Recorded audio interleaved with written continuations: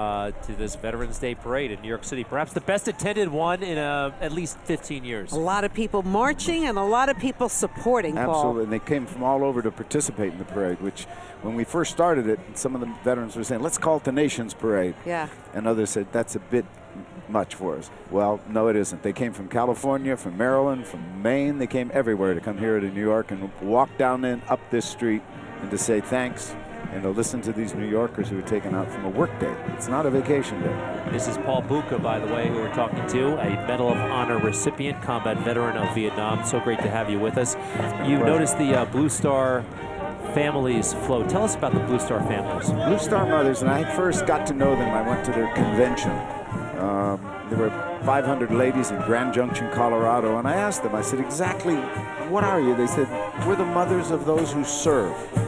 Started in World War I, and they used to put a blue star in the windows of the homes where young men and women were serving their country.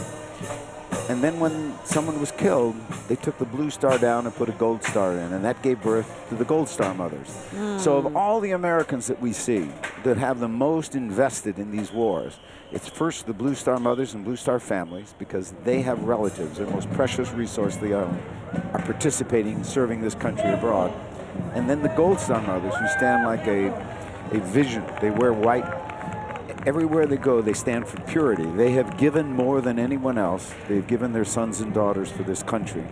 And they're just very, very special and very inspirational. Well, we're looking at the Air Force walking up New York City Looks on like Fifth Avenue. Is this the Air Force Academy by any Looks chance? like the Air Force Academy. Very sharp. From Colorado Springs. Hey, Paul, just so you know, I got a tweet from the West Point Band. They were very happy that we gave them a shout out. Lots of people tweeting that they're enjoying watching the parade, learning about you, learning about the other men and women who've served our country so well. Yeah. So thank you, Thank you for watching, and we still have more to give. Right now, we're going to go to Mike Woods. He's on Fifth Avenue. Hi, Mike. All right, hey there, Greg and Rosanna and Paul. Tell you what, we have another Paul Rykoff here from the IAVA, which stands for the Iraq and Afghanistan Veterans of America. We're the first and largest organization for the new veterans coming home. We got about 500 of our folks down at the back of the line doing push-ups to keep warm. Wow. And they're really going to bring some huge energy. They've come from all over the country, and they're really excited to be here. All right, so over 500 now. Where are these folks coming from? We had folks who took a bus from Cleveland and were waiting at the Flatiron Building at about 5 this morning. We had people who flew in from Los Angeles. We've got a couple folks that just got back from Iraq and Afghanistan. So they've come from everywhere to be here in New York for the greatest parade in the country. And what's it been like so far today? It's been great. It's a little cold, but it's a lot warmer than it is in Afghanistan right now, right? So we keep it in perspective, a lot of good energy, and we're just honored to be a part of this. Honored to be a part of something that brings together veterans from so many generations, and we're just trying to keep up our end of the mantle. And how about that New York love? I mean, are you being shown the love out here? Oh, absolutely. I mean, you know, New York gets a bad rap, I think, sometimes. People don't realize it's a military town. We love our troops, we love our veterans, and there's no finer day to show it than this parade. All right, Paul, thank you so much. We thank you for everything that you do. Happy Veterans Day, and a big salute to you and all your men and women. Thank you very much. We appreciate it. Got it. All right, we'll be right back. We appreciate your dedication, your commitment, the fact that you're out there showing honor. Keep your head low, keep your heart solid, keep your morale high, and stay focused on your mission. Happy Veterans Day. Peace.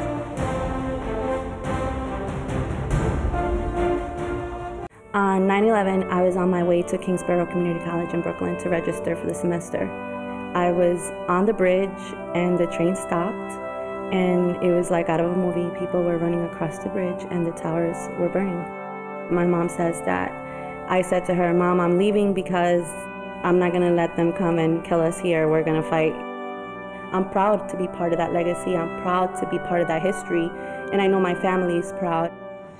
We're all proud. I was privileged enough to meet that young lady You once. did? Yes, When? yes. Oh, it was about a year or so ago over on the USS New York when it was in town, and she's tremendous. All right, well, we have a couple of special guests lined up for Mike Woods along Fifth Avenue. Mike. All right, tell you what, Greg, we've got a very special guest here, a Medal of Honor winner. This is Bruce Crandall. Recipient. I've got to get with that. Exactly. All right. Oh boy, we got the band going by. So Bruce, tell me, okay, so you're a recipient of this Medal of Honor, and the one that I see that you have here is for valor. So what's that involved? Well, it's the highest award that you can receive in our military. And there's 85 of us living recipients, and the average age is 78. And wow. It was actually a little higher until we got the 3 young guys, and they brought it down about a year. But most of us are in the upper age group, and it was all Vietnam or before. But now we have 3 living recipients in the War on Terror, and they're outstanding young men. They're really good. So it really is quite an honor. And so what's it like for you to be out here a part of this Veterans Day Parade, the largest one in the country? Well, it's a time to give back, actually. We're veterans from the long time ago. Yes. And the veterans of today are the ones we're trying to honor, because they're the ones that are the best that we've ever had. They're volunteers, all of them, and they've come home, and we want them to be given the opportunities that sometimes we didn't have. Because in the past, there have been some situations where it wasn't so great for the vets that came back, obviously, so now we're trying to change things up. Yes, and rightly so, because they used to blame the warrior because they hated the war. But nobody hates war more than the warriors.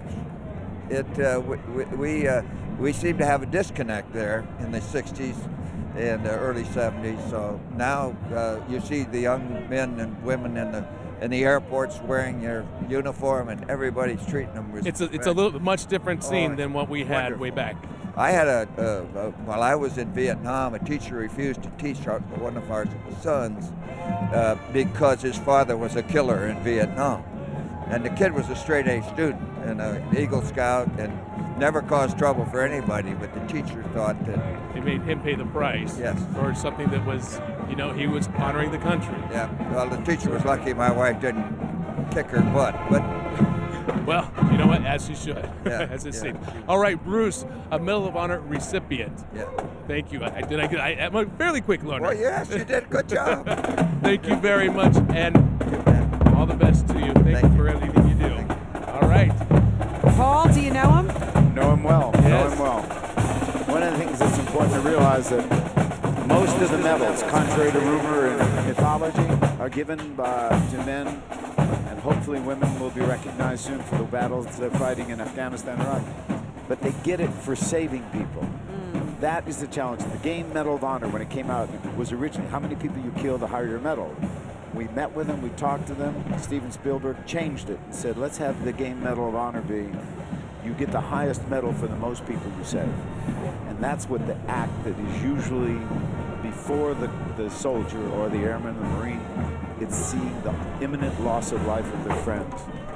This is what Bruce was all about. He went back to help a unit. He didn't even have an armed helicopter. He couldn't have shot people if he wanted. He did not have an armed helicopter? An armed helicopter on 14 November 1965. He flew 22 missions to bring ammunition and supplies and evacuate the wounded. Just as Paul said, he saved lives, as opposed to taking lives. Well, a real hero, and we just met him during our special coverage. We're coming right back. Don't go anywhere.